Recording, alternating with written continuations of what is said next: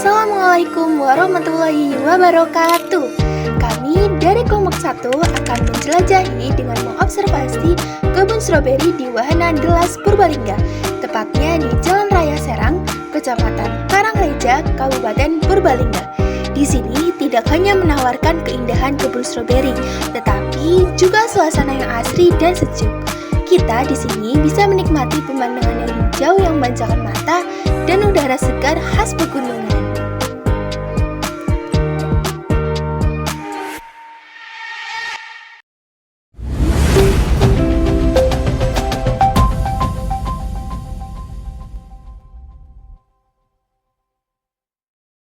Hari ini kita akan melakukan observasi ekosistem di kebun stroberi Delas. Selain menikmati keindahan dan kesegaran alam di sini, kita juga akan melihat bagaimana berbagai komponen alam saling berinteraksi dalam ekosistem di sini. Di dalam ekosistem ini, kami mengamati terdapat komponen biotik dan abiotik yang saling berinteraksi. Yang pertama, komponen biotik di sini meliputi tanaman seperti pohon stroberi, rumput, dan pepohonan lainnya, serta berbagai jenis hewan seperti serangga, katak, burung, dan lainnya. Sementara itu, komponen abiotik mencakup tanah, air, dan juga cuaca. Selanjutnya, kita akan mengisi komponen rantai makanan. Yang pertama, produsen. Pohon stroberi.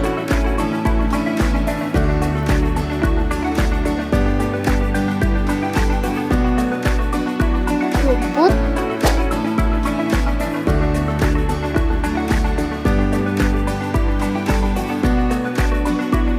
dan bunga yang menyediakan makanan bagi makhluk lain.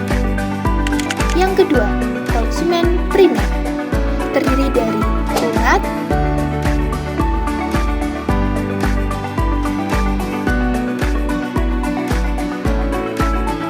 kumbang,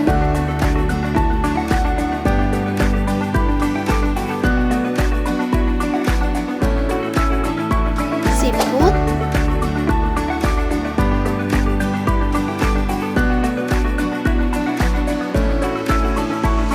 kupu-kupu,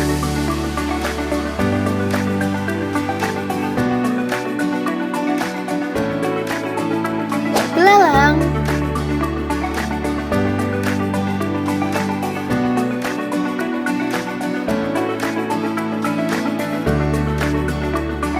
semut,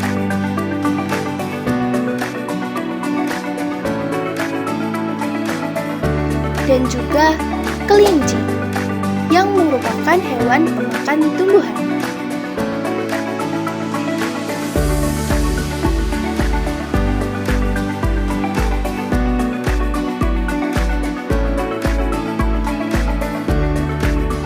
Kemudian terdapat konsumen sekunder seperti katak,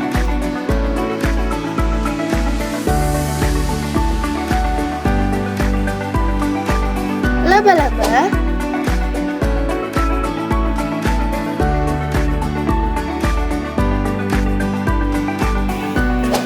burung,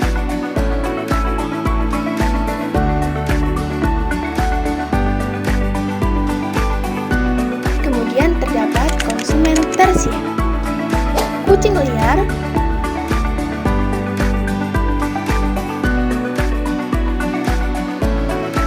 dan juga ulat yang merupakan pemangsa di puncak rantai makanan. Yang terakhir, dekomposer seperti jamur,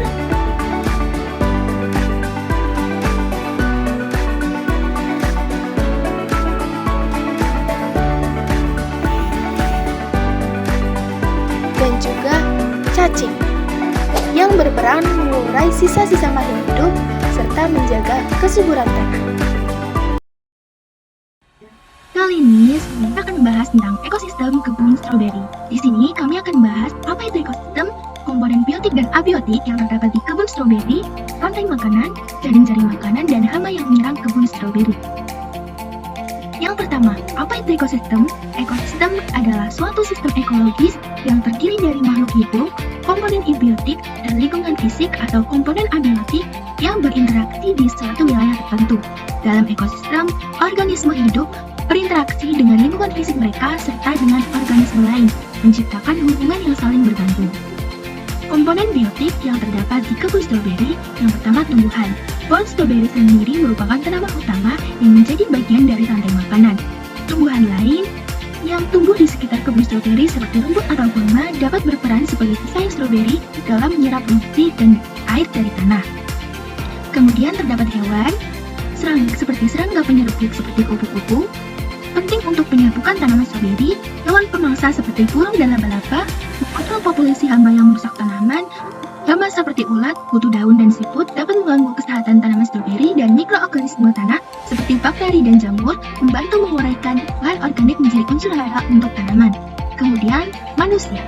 Manusia berperan penting dalam mengolah kebun stroberi, menanam, merawat, dan memanen pohon stroberi, mengendalikan hama secara manual atau dengan pestisida alami untuk menjaga kualitas tanaman dan pengelolaan tanah dan irigasi oleh manusia, menjaga kesuburan dan kelembapan. Komponen abiotik di kebun stroberi yang pertama terdapat tanah, yaitu menyediakan tempat tinggal dan nutrisi bagi tanaman yang ada dan organisme tanah. Kemudian ada air. Di sini, air diperlukan untuk fotosintesis, penyerapan nutrisi, dan menjaga kelembapan tanah. Ketersediaan air yang cukup penting agar tanaman stroberi tumbuh optimal dan tidak kekurangan cairan. Kemudian ada cahaya matahari. Cahaya matahari merupakan sumber energi utama untuk fotosintesis, di mana tanaman mengubah energi matahari menjadi gula dan oksigen. Stroberi memerlukan paparan cahaya yang cukup untuk mendukung proses pertumbuhan dan mengendalikan buah yang manis dan berkualitas. Kemudian ada udara. Udara di sini menyediakan oksigen yang dibutuhkan makhluk hidup di kebun stroberi untuk bernapas. Selain itu, karbon dioksida dari udara juga penting untuk fotosintesis tanaman. Kemudian ada suhu atau iklim. Stroberi membutuhkan suhu yang optimal, umumnya berkisar antara 15-25 Celcius untuk pertumbuhan yang maksimal.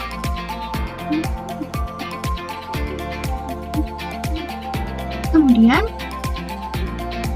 terdapat komponen rantai makanan. Komponen rantai makanan di kebun stroberi, yang pertama ada produsen, yaitu ada rumput dan juga pohon stroberi. Konsumen primer ada ulat, siput, belalang, semut, kelinci, dan kumbang. Kemudian konsumen sekunder, burung, katak, dan juga laba-laba. Serta konsumen tersier ada ular dan kucing liar, dan juga leomoser terdiri dari cacing dan juga ada jamur. Rantai makanan yang pertama, kebun stroberi sebagai produsen yang akan dimangsa oleh konsumen primer yaitu ulat, semut, dan juga kumbang yang akan dimangsa oleh konsumen sekunder yaitu laba-laba yang akan kemudian dimangsa oleh katak, dan katak dimangsa oleh ular sebagai konsumen tersier yang akan bila mati, ular akan diurai oleh dekomposer yaitu cacing, dan cacing akan mempengaruhi kesuburan pohon stroberi. Rantai makanan yang kedua, rumput sebagai produsen dimakan oleh hewan herbivora atau konsumen primer seperti siput, belalang, dan juga ulat. Ulat kemudian akan dimangsa oleh konsumen sekunder yaitu burung akan dimangsa oleh kucing liar, kemudian kucing liar akan dimangsa ular apabila mati akan diurai oleh dekomposer atau cacing, dan cacing mempengaruhi kesuburan pertumbuhan. Kemudian ada jaring makanan. Jaring makanan merupakan gabungan dari rantai makanan satu dan rantai makanan dua. Di sini terdapat dua produsen, rumput dan juga pohon stroberi. Rumput dimakan oleh konsumen primer seperti belalang, siput, kumbang, ulat, dan stroberi akan dimakan oleh ulat. Semut akan dimakan oleh laba-laba akan memangsa ulat dan juga kumbang. Kemudian laba-laba akan dimangsa oleh burung, dan juga burung akan memangsa ulat, kumbang, siput, dan juga belalang. Kemudian laba-laba akan dimangsa oleh katak akan memangsa ulat, kumbang, siput, dan juga belalang. Kemudian burung akan dimangsa oleh ular sebagai konsumen tersier, serta katak akan dimangsa oleh ular juga. Kemudian kelinci sebagai konsumen primer pun akan dimangsa oleh ular. Selain itu, burung juga akan dimangsa oleh kucing liar. Setelah itu, kucing liar dan juga ular apabila mati akan diurai oleh dekomposer.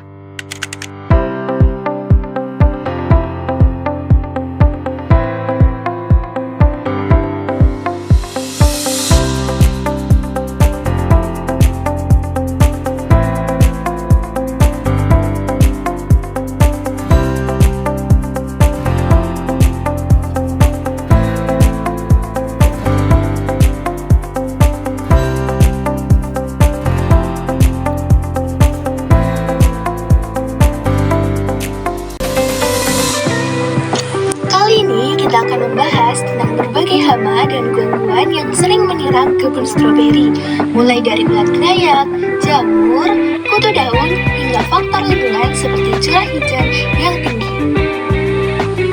Yang pertama, ulat grayak. Ulat grayak umumnya muncul pada musim panas dan dapat berkembang biak dengan cepat di kebun. Kondisi yang hangat dan banyaknya tanaman sebagai sumber makanan mendukung perkembangbiakan mereka.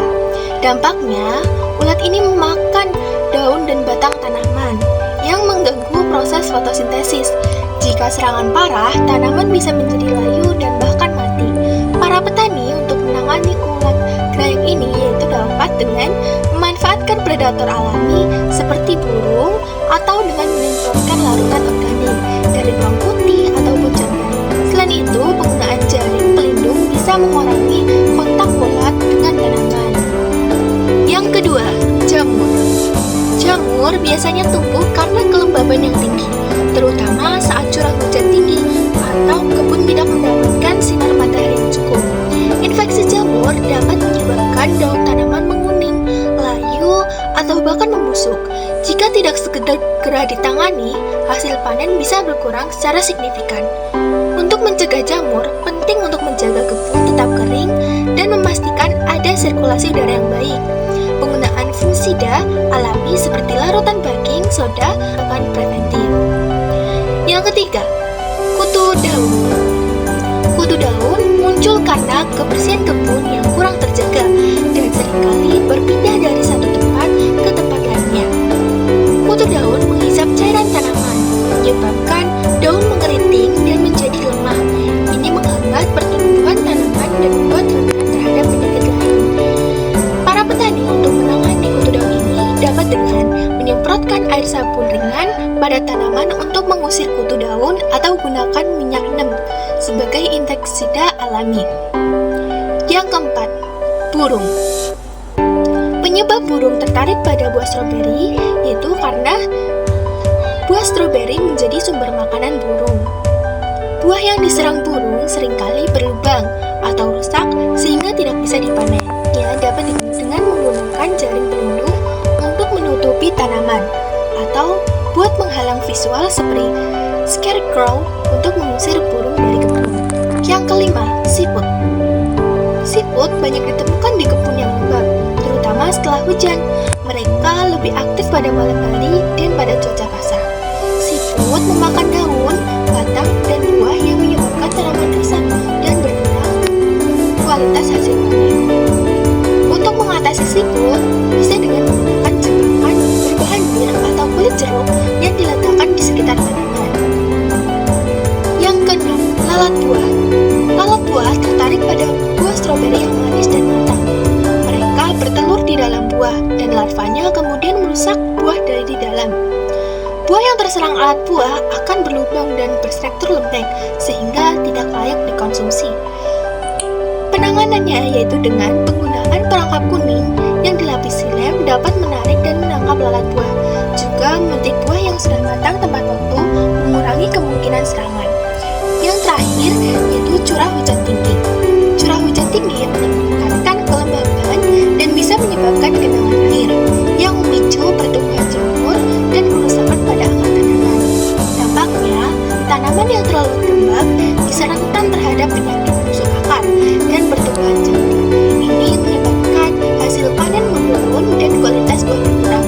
Penanganannya yaitu dengan petani memastikan drainase di sekitar kebun berfungsi dengan baik agar air hujan tidak mengenang, atau dengan menutupi area sekitar tanaman dengan mulsa untuk menjaga kelembapan tetap seimbang dan mencegah tumbuhnya jamur. Itulah beberapa hama dan gangguan yang sering menyerang kebun stroberi beserta cara menanganinya.